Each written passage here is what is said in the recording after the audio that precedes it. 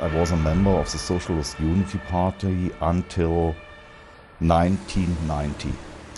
And I left this party because, in my eyes, the Socialist Unity Party was not able to make a clear break with the Stalinist past. The people wanted to be, a real people who wanted to be asked for some decisions by the state leadership or the party leadership. Not that all orders are coming from the top without asking the people for several changes. And this, the mass of the demonstrators wanted to be that this should be changed. The mass of the demonstrations were forwards democratic socialism at this time, with liberty, freedom, and so on. That means not for capitalism. That was not the alternative, and not the demand of the demonstrations. In September, October. But then it changed.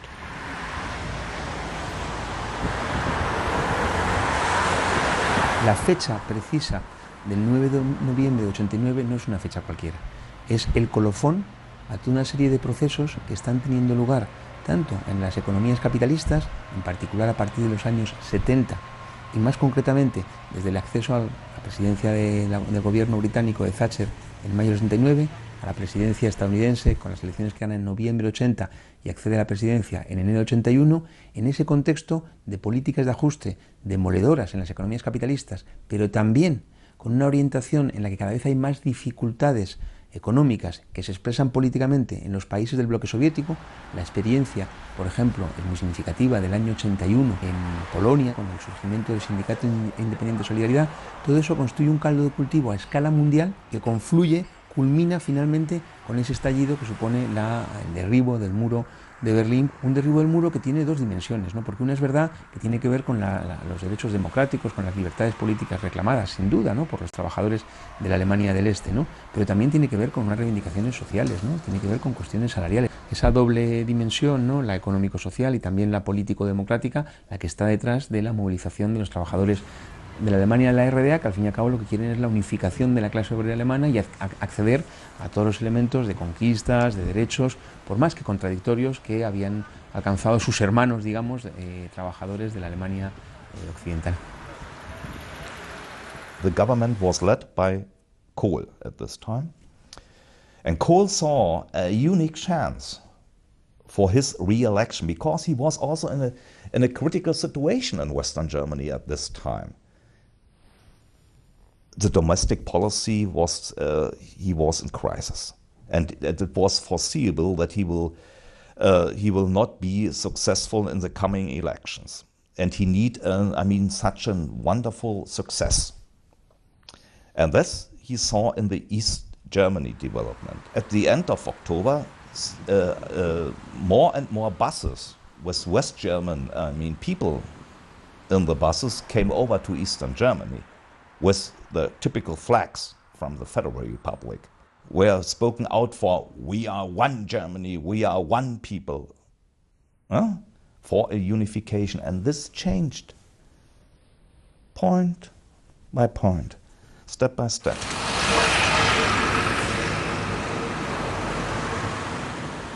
La pérdida de la Segunda Guerra Mundial significó la división de Alemania entre el este, ocupado por las tropas rusas, y el oeste, ocupado por la OTAN.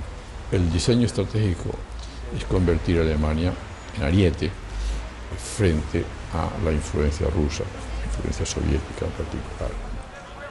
Y en 1989-90 se produce una situación inesperada, y es que la Unión Soviética, dirigida por Gorbachev, se retira de la confrontación con el bloque norteamericano y, sin disparar un tiro, retira todas sus tropas del este de Europa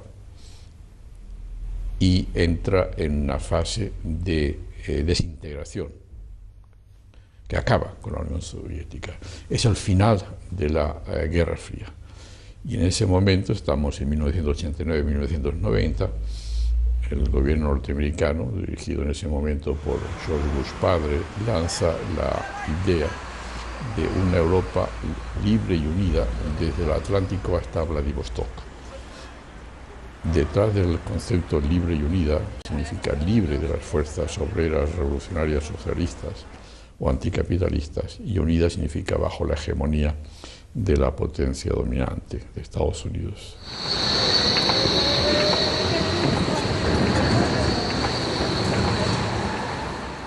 When you will look at the mass media at the moment, I mean, there's a clear attempt to use the so-called term Unrechtsstaat, a typical German term.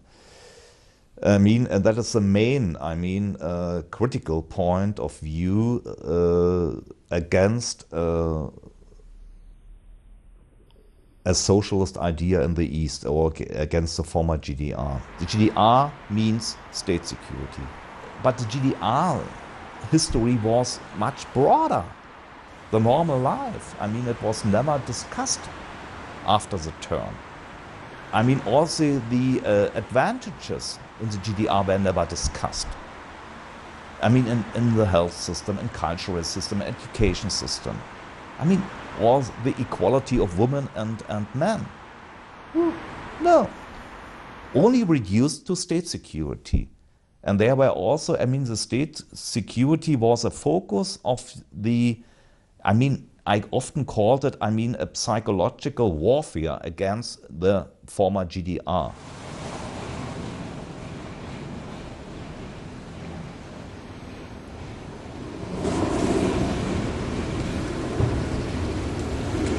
La Stasi fue fundada en el 1950 para convertirse en el escudo y la espada del Partido Socialista, para proteger al Partido Socialista contra cualquier opositor, no solo activamente, pero también de pensamiento.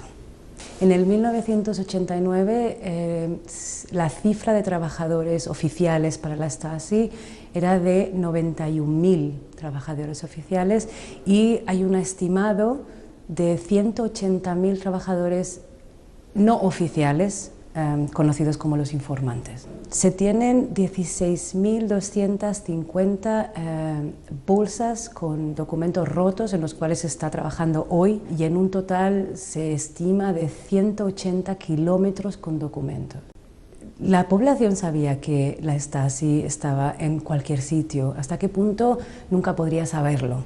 Eran como los pioneros a la hora de acumular información civil y personal y el uso de esa información personal. Pero hoy en día lo siguen haciendo, como por ejemplo la NSA en Estados Unidos, cómo guardan hoy la información civil y personal mediante Internet, los gobiernos, el uso que se hace con esa información, qué es un prisionero político hoy, qué derechos tenemos. Te pueden arrestar por postear algo en Facebook. ¿Eso está bien? ¿Está mal? ¿Cómo se ve? La gente se incomoda mucho cuando le pones en esta tesitura, ¿no? La gente no le apetece. Vienen aquí y no le apetece hablar.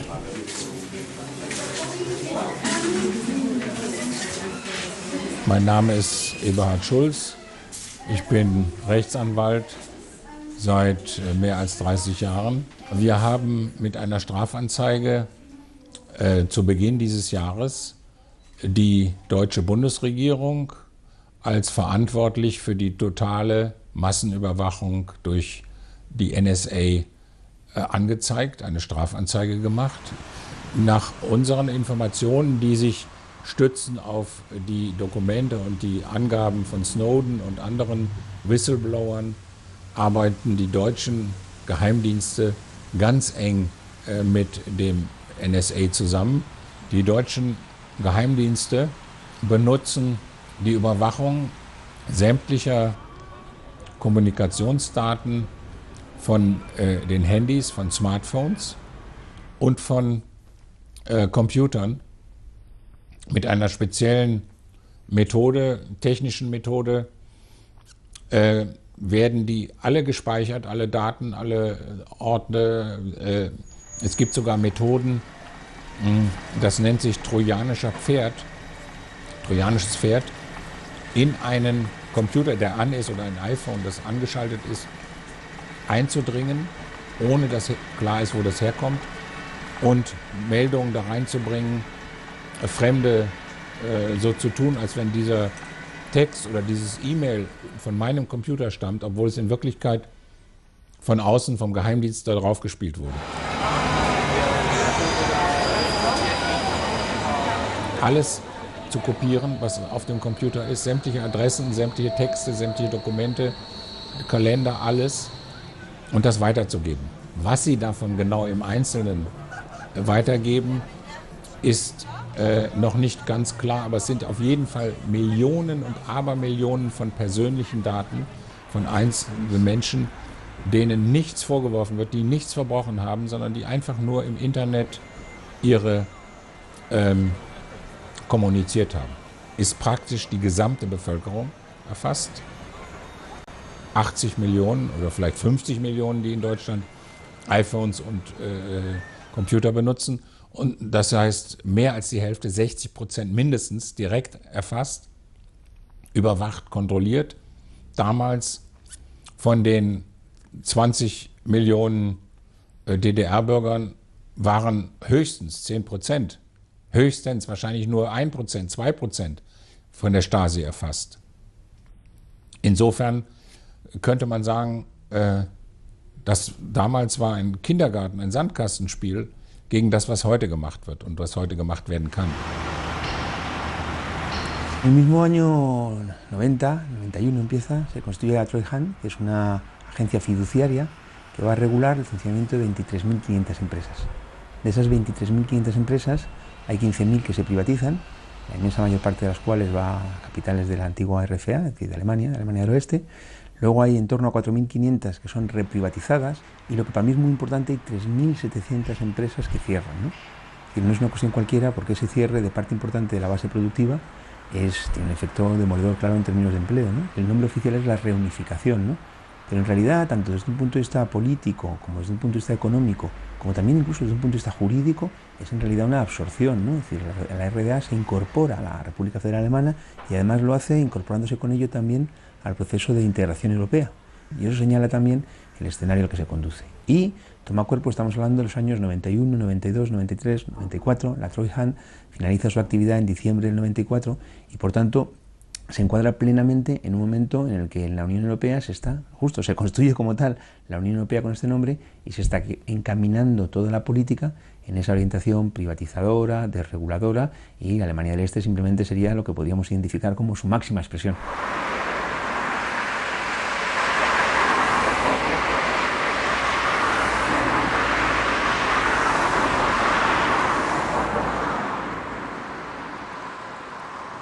Eisenhüttenstadt war schon immer ein Industriestandort und hatte mit dem größten Stahlwerk in der ehemaligen DDR, der Ecostahl GmbH, einen Beschäftigungsgaranten, in dem 12.000 Mitarbeiter tätig waren.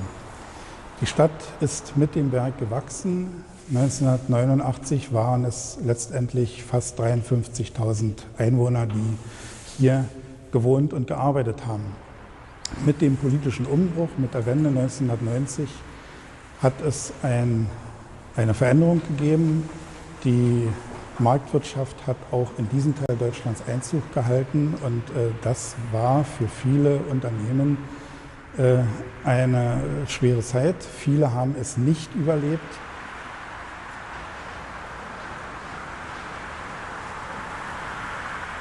Wir hatten nach Anfang der 90er Jahre in etwa 19% Arbeitslosigkeit aufgrund des Wegfalls der Unternehmen, die insolvent gegangen sind.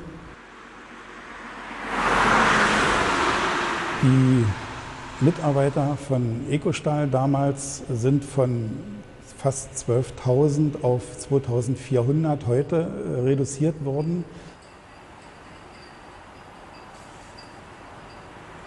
Ist natürlich der Weggang von über 20.000 Bürgern aus dieser Stadt nicht so ohne weiteres zu kompensieren.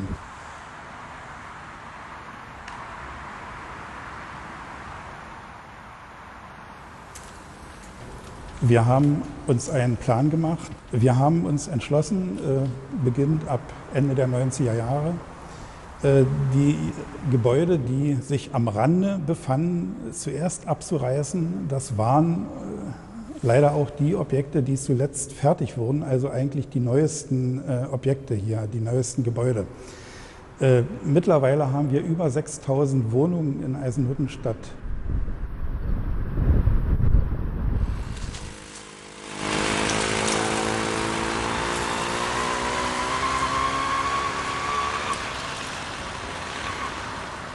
Soy Steffi, tengo 26 años. Soy de Dietfurt, que es un pueblo muy pequeño en Sachsen-Anhalt, en el centro geográfico de Alemania, en la zona que era la RDA, pero muy cerca de la antigua frontera con Alemania del Oeste.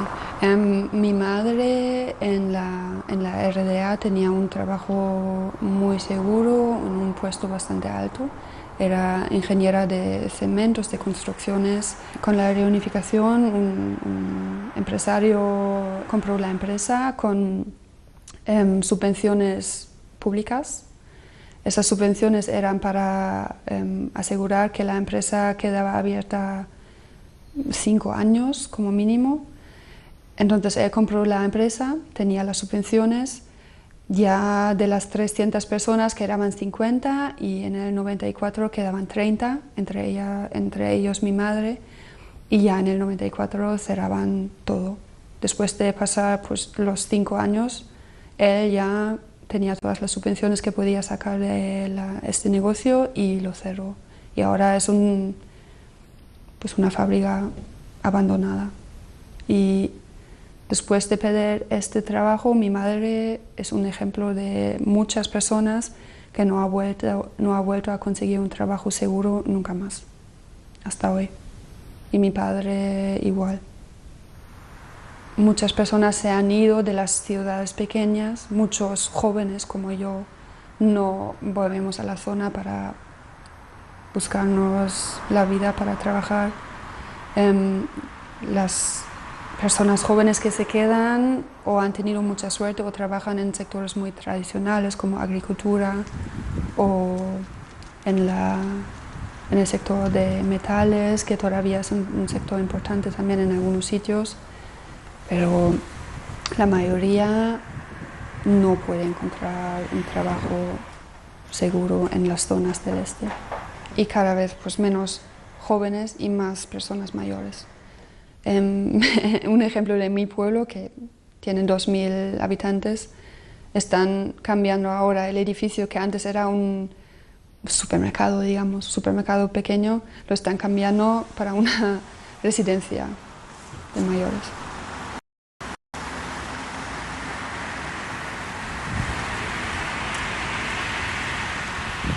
La absorción, más allá del lastre que ha podido representar en algún momento, lo que ha permitido es fortalecer al capital financiero alemán, que más allá de que sigue estando finalmente subordinado al estadounidense, como se muestra en la cesión que es la Troika para entrar el Fondo Monetario Internacional a la tutela directa de la política en Europa, es cierto que el capital financiero alemán se fortalece y de hecho no es casual que algunos segmentos de otros capitales europeos y en particular el británico, encarnado por ejemplo por Thatcher, pusieran muchas cautelas hacia esa absorción.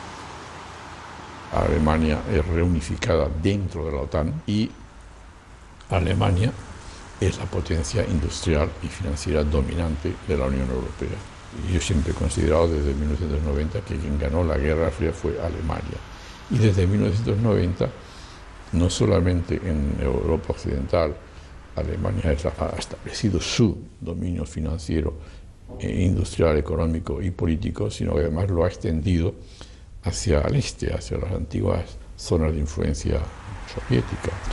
Y cuando entra en crisis el sistema económico capitalista a partir de 2007, es Alemania la que en Europa dicta las reglas a todos los países, en condiciones, digamos, que en décadas anteriores solo lo hubiera podido conseguir a nivel de subordinación mediante la ocupación militar. En estos momentos Alemania tiene una influencia en Europa muy superior, puesto que no usa las armas para subordinar a los pueblos y por consiguiente genera menos resistencias internas a esa hegemonía. El balance final, 25 años después, es que no ha habido una salida en positivo, ¿no? Aquel trasfondo que en los trabajadores de la Alemania de la RDA se tomaba como cuerpo la reivindicación de mejoras sociales y también de mejoras democráticas, si bien es cierto que se han incorporado a una sociedad con democracia formal, etcétera, desde el punto de vista social es demoledor, ¿no? Hay aspectos muy relevantes, por ejemplo, que toman cuerpo incluso la propia despoblación. Pero el que no haya una salida en positivo no debe hacernos, por así decirlo, nostálgicos de la República Democrática Alemana, porque tampoco la República Democrática Alemana era un referente que permitiera una salida en positivo. Las legiones norteamericanas siguen instaladas en sus guarniciones de Alemania y Alemania sigue sin ser autorizada a disponer del arma atómica. De forma que la posibilidad de una independencia real de Alemania respecto de la OTAN y de Estados Unidos es una cuestión de tal envergadura que hasta el momento no se ha planteado abiertamente. Como consecuencia de esa voluntad de expansión hacia el este, los estados de Yugoslavia, de Checoslovaquia, han sido desintegrados. La OTAN ha desplazado su perímetro militar hasta las fronteras mismas de la Rusia actual, y eso, como era de esperar, ha provocado dentro de Rusia una reacción defensiva. La estrategia británica en el siglo XIX y en el siglo XVIII ha buscado que el conjunto de Eurasia, desde el Atlántico hasta el Pacífico, no esté unido, articulado, sino dividido y confrontado. Esta es la política que yo llamo la estrategia británica hacia el continente euroasiático, que fue asumida por Estados Unidos a partir de 1945 bajo la administración del presidente Truman. Ese enfoque británico sigue hoy vigente y hoy significa impedir un acuerdo entre la Europa occidental y Rusia. Y en ese sentido la confrontación en Ucrania es una consecuencia de ese diseño y además una necesidad. Hay que mantener el conflicto en Europa occidental con la Europa del Este, con Rusia en particular. Alemania está en el punto central de la definición. Durante el siglo XX, 3 veces ha estado en la vanguardia de la confrontación con Rusia. Primera Guerra Mundial, la Segunda Guerra Mundial, la Guerra Fría, que es igualmente una guerra mundial. Mientras se mantenga la política de zonas de influencia, que no respeten la libre determinación de los pueblos y la libertad de cada país de elegir su propia forma de gobierno y de su sistema económico, el mundo continuará sometido a los riesgos de confrontaciones generales. Y en estos momentos, en 2014, estamos en una nueva fase de una nueva guerra hegemónica.